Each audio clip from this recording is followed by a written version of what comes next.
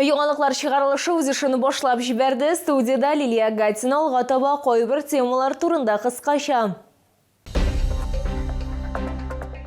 Йорчолда 73 сайлау участогы эшли, Татарстанда бердәм тавыш бирү көне уза.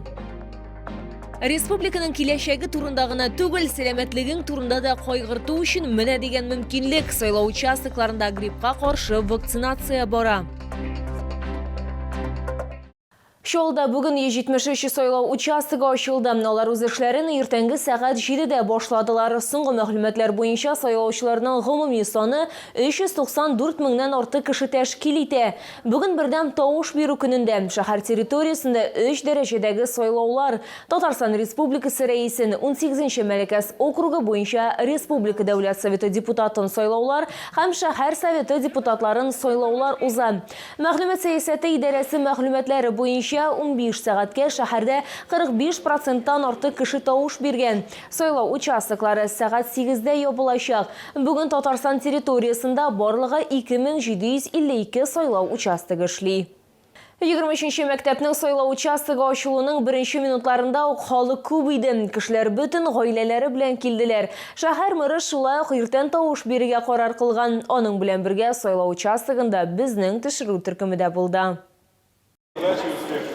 Күркәм гадәт буенча 23-нче мәктәптәге сайлау участогына шәһәр мэры иртәнге сәгать 9-га килде. Наил Мәгъди сүзләренчә, бу һәр чаллылы тормышында үзенчәлекле көн. Сайлауларда катнашу ул шәһәреңне, гаиләңне, язмышыңны хөрмәт итү ул. Среди кандидатов на пост раиса Республики Татарстан я нашел достойного человека, активного, целеустремленного, которого я долгие годы знаю, с которым работаю уже практически 30 лет.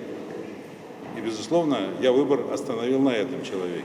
Чаллы халкы иртәдән үк тавыш бирүдә актив катнашты. Проснулись пораньше, чтобы сходить, отдать свой голос, как долг гражданина. Вот. Ну, надеюсь, во благо страны будет лучше. Мы стремимся к будущему, хорошему будущему. Вот. Хорошее ожидаем. 21-дә 76-нчы участокта 2317 сайлаучы исәпләнә. Моннан тыш кайбер шәһәр халкы өйдә тавыш бирә. Төрле сәбәпләр буенча өйгә дәген барырга туры киләчәк. Примерно 30 сайлаучы өйгә чакырттылар. Өйдә тавыш бирергә теләүчеләрдән барлыгы 30 гариза бирелгән. Лилия Гатина, Сергей Вильданов, Яңалыклар. Өзінің сайлау участогында КАМАЗның генераль директоры Сергей Кагогин да булды. Ул 46-нчы мәктәптә тавыш бирде. Сайлау участогына автогигант башлыгы тормыш иптәше белән килгән иде. КАМАЗның генераль директоры Сергей Кагогин үзенең сайлау участогына 46-нчы мәктәпкә тормыш иптәше Россия Дәүләт Думасы депутаты Альфия Кагогина белән килде. Алар сайлауларда катнашуның мөһимлеген билгеләп үттеләр. Если брать нашу республику, как субъект федерации, который отличается отличным развитием, стабильной обстановкой. Вот, и, конечно, человек, за которого мы голосуем, должен уметь это обеспечить. Конечно, вот, мы выбираем лидера нашего субъекта и тех людей, кто пойдет в городской совет. Участок комиссиясы секретаре сүзләренчә, Чаллы халкы иртәдән актив тавыш бирә. Һәр сайлау участогында сайлаулар уздыруны күзәтеп торучы күзәтүчеләр һәм хокук саклау органнары вәкилләре бар. Мы открыли наш участок, пели гимн всем нашими членами УИК.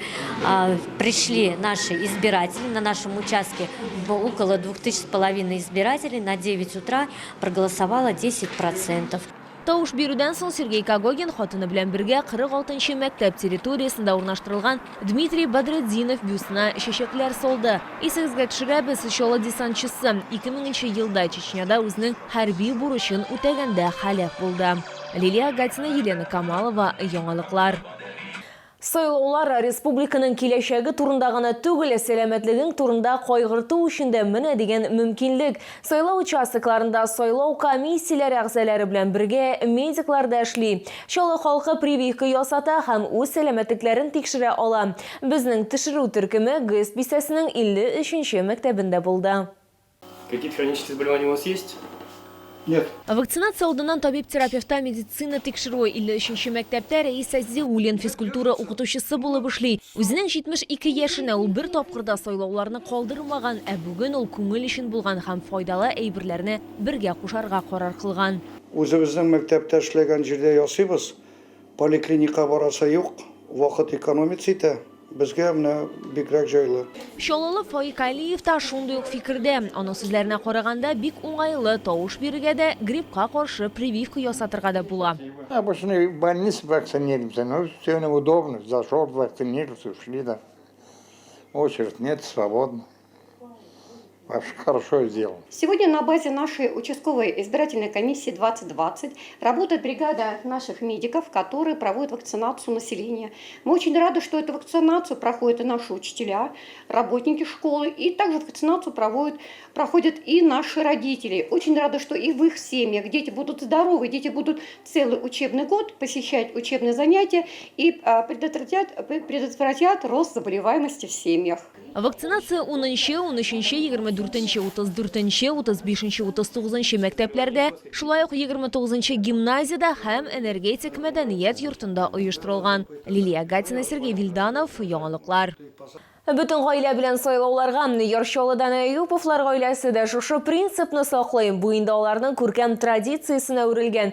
Элек ир белән хатын сайлау участогына балаларын алып килгән. Балалар үскән, хәзер инде үзләренең гражданлык бурычларын үзләре үтиләр, ә ир белән хатын бергәләп сайлауны дәвам итәләр.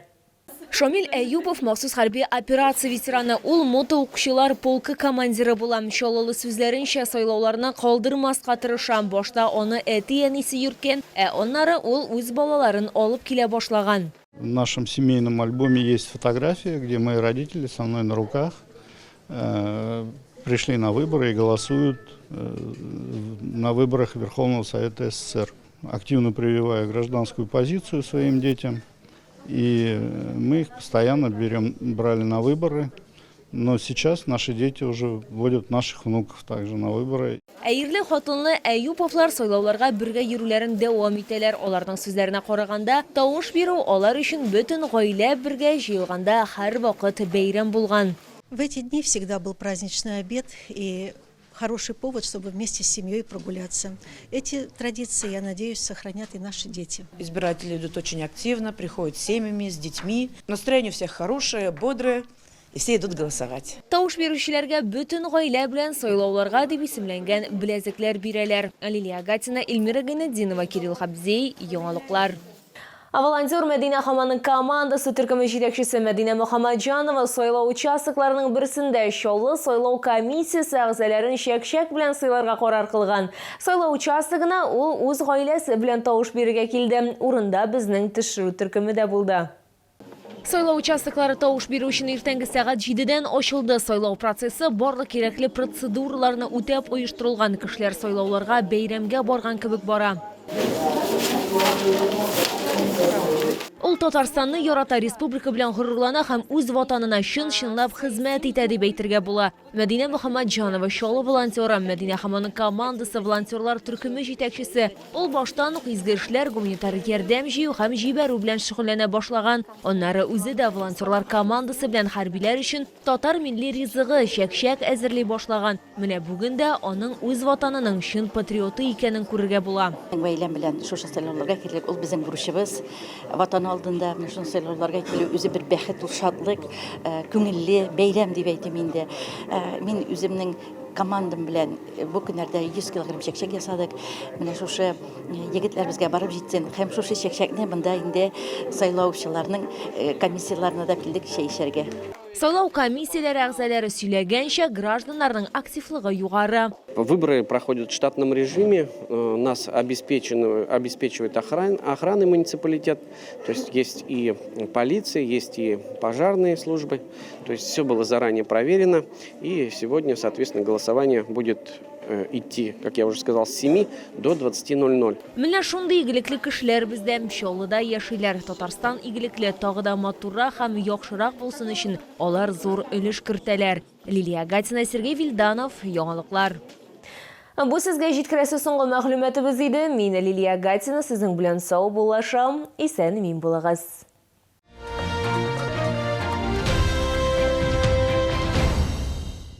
Санаторий «Радуга». Пенсионерам бесплатный трансфер и теплый прием. Широкий спектр лечебных процедур. Оздоровление природой. Трехразовое питание халяль. Звони, бронируй. 20 56 26.